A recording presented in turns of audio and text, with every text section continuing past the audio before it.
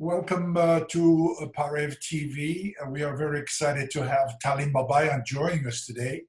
Taleen is a very active member of the metropolitan New York Armenian community. Maybe I should say the American Armenian community. She is a reporter, but mostly she would like to be recognized as a playwright, rightfully so.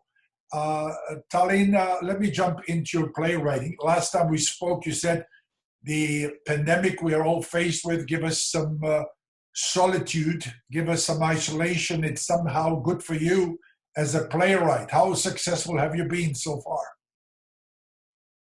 I've been doing my best to stay productive and just stay in some kind of routine right now and make the best use of time possible. I do tend to read too much of news right now. And there's just so much contradiction going on in the news world, and I'm trying to stay informed, but that also brings with it another level of anxiety, as we're all saying these days. So I am focusing on my writing as much as possible, and I'm also writing a series of articles for the Armenian American community, highlighting our Armenian American pockets of neighborhoods and communities around the country and also around the world. So I am doing my best to stay positive, like so many people. And unfortunately, it is affecting us in a lot of different ways. I know our community has had a significant couple of losses that we know of. So we're all just doing our best to forge ahead with each new day and do the best we can. You know, many people, we know that New York is at the epicenter of this pandemic, and we know we've been suffering much more so than other areas. And it's very normal for Armenians to call in and check what's happening in New York, what's happening in Michigan, what's happening. And I've been receiving quite a few calls from overseas. Many people from the Middle East, many people from Europe called me, and Armenia reporters call me and say, can you give us an idea what's happening with the Armenian community in New York? How would you answer that question? Well, it's yeah, last time I remember I said it's on pause, and right now I feel like it's indefinitely on pause. We don't know what's going to happen. The Times Square Armenian Genocide commemoration was canceled. Commemorations around the world were canceled. I know in Los Angeles, every year they have a huge event that was canceled, and in its place they donated money to the Feeding America initiative, which was a very nice gesture. That was to honor the Near East Foundation that helped all the Armenian genocide survivors over 100 years ago. So we are trying to stay connected as much as possible. I know there have been a lot of Zoom meetings going on. It's organizations and doing their best to plan when things do reopen. Right now it's looking like 2021. I think the rest of this year, just the way things are going and the slow progress that's being done every day, it seems like everything is just being pushed to next year. And I do hope that next year our events do come back to life. Our commemoration does occur again in New York, because there are so many question marks right now. Each day we're learning something new, and it's been difficult to get a grasp on this pandemic, and we can't foresee yet the loss and the impact that it's going to have in the months and years to come. You know, when you speak about the churches, there are no baptisms, no weddings, no funerals take place within the church, as you know. And people who die are taken to the cemetery direct with maybe half a dozen people, loved ones next to them. And many of us are confused. We hear about the passing of some very close individuals, and we are helplessly in our homes, not showing our respects to these. And this is really a very tough, including our cultural organizations. You mentioned some organizations trying to connect via Zoom. Tell us what you know about which organizations, how effective are they? Sure. I just actually did recently an article on the Florida Armenian American community.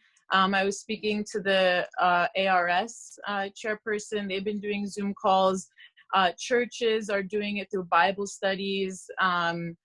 And you know, just a number of them, and there's a bunch that are trying to stay as connected as possible.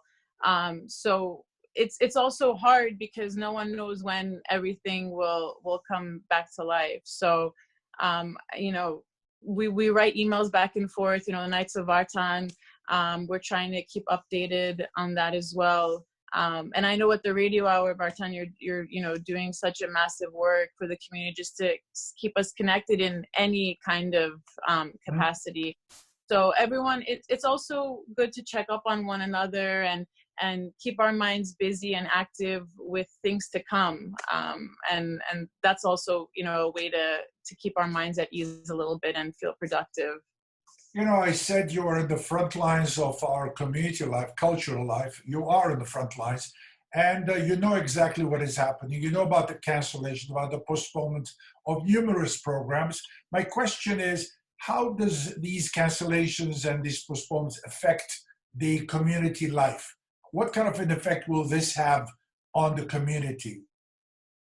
In addition to the social effect that it's going to have, it will also have an economic impact. I mean, I know a lot of churches, all the churches, and all the organizations, you know, in our community, in our diaspora, are very much affected by this. Correct. You know, the church, yes, it's a center of worship, but they also need revenue.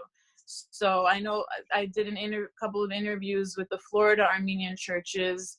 And that was a point that came up with the priests. I mean, every week there is a loss of revenue, and the donations aren't coming in. People are losing jobs.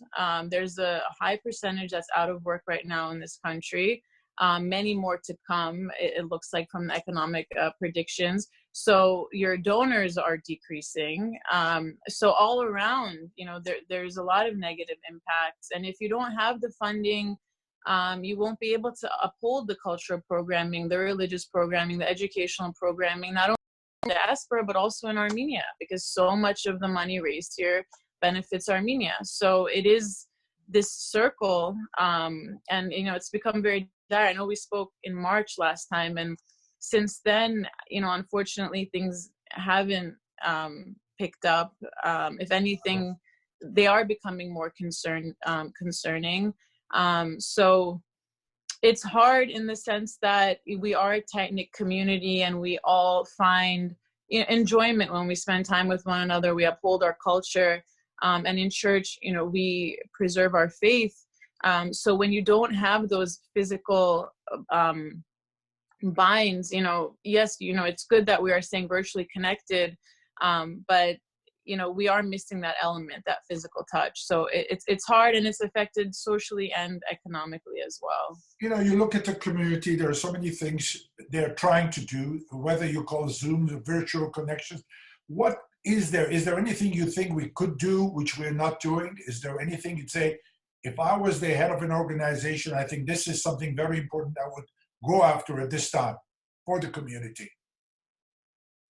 I would try to rally around a common cause. I know I mentioned the Feeding America initiative that in California, all of the Armenian organizations, that the money that they were going to earmark towards the commemoration that they do every year, that they were unable to do. Instead, they, sorry, you're still there. Okay, I went blank for a second. Instead, they rallied the community around a common cause. And they've raised money for Feeding America initiative. Also in LA, I interviewed the principal of the AGBU Manugyan School, and we went over a bunch of topics, you know, about the teachers and also about the graduating class and how the seniors missed out on a graduation. Things like that people could rally around, you know, virtually do virtual graduations, any kind of milestone celebrations. The priest in Florida had mentioned that there was a parishioner, it was a milestone birthday for her, and her family couldn't fly out to see her because of the pandemic. So the church sent cards, and you know, they tried to uphold her spirits that way. So these are small gestures, but they do mean something, especially for people who are, you know, quarantining alone or, you know, feel lonely at times. It is a difficult time. It's also taken a toll on mental health on people around the world, not just here. So these are ways we could rally around a cause. You know, it might not be monetarily, you know, per se, but even just to stay emotionally connected to someone and think of them and check in if it is like a milestone birthday, or if they are dealing with something more severe. These are ways that we can keep in touch, and also that organization heads can be the leader in that sense to connect people, because it's not easy. I mean, people, even everyone is in their own routines right now, and their own quarantining situations. So if there is a leader from each organization that can bring everyone together, that could be very helpful.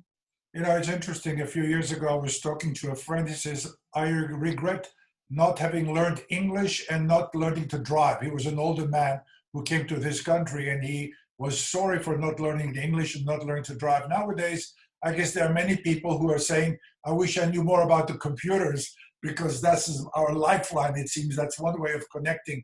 Otherwise, we are very, very much isolated. Is there any words of advice, anything you would like to share with the listeners?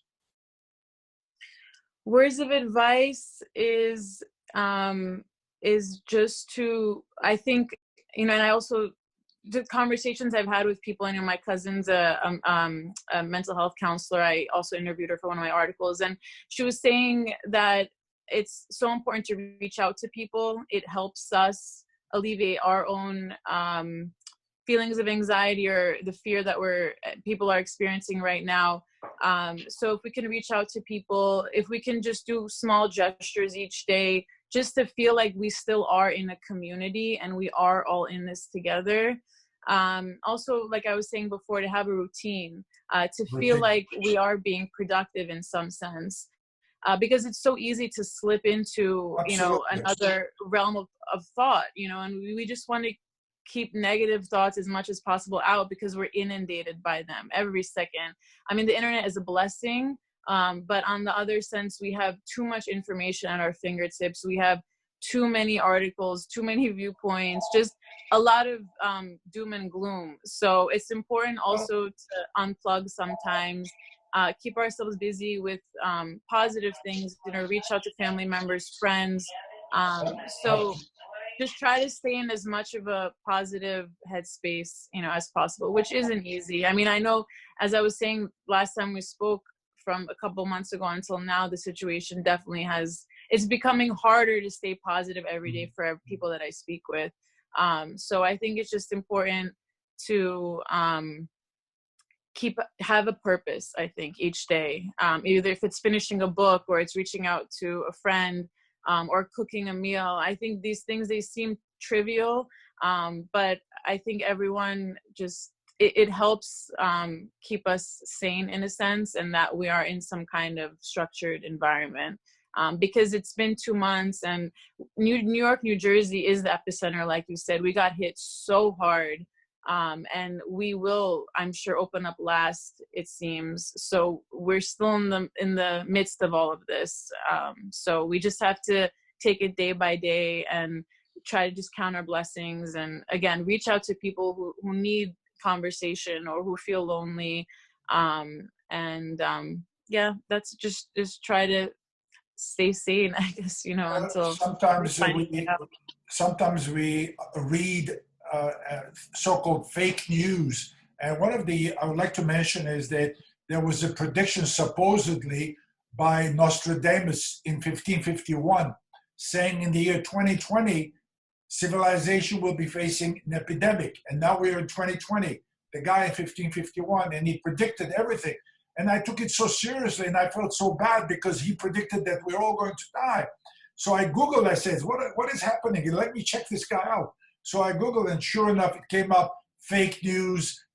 But what amazes me at this very difficult time, there are people, at least, I don't know if they're in the civilized world or members of the civilized world, who go after these scare tactics or come up with these fake news and make the very difficult situation even worse for many people who take it on face value. So there's so much information that we really, really get confused. If I fell into a couple of these, I'm sure many others have fallen into these very, very disturbing news. Very disturbing. I think it's so important to always look at the source of what you're reading. Yeah, I know, but and things, especially these days, it's so viral and it spreads so fast, and people are posting it. Yes. Um, but it's hard. It's very hard, especially because there were a lot of warning signs. There were, you know, a lot of intellectual people in this country who warned of this. So, but we're in it right now, and we just have to think about, you know, tomorrow, today and tomorrow, and, you know, and getting through this. But it's a very hard time. It's a Very very, well very done. hard time. And, you know, we're only seeing a slice of it. We're seeing, you know, what's around us. There's so many other situations. So, you know, we are grateful. And, you know, for our community, it's very hard. I'm sure a lot of organizations will face the impact, but a lot of them are also doing good. The ARS, the AYF, I'd interviewed here in New York, New Jersey. They set up a task force, a committee. They're reaching out to the elderly.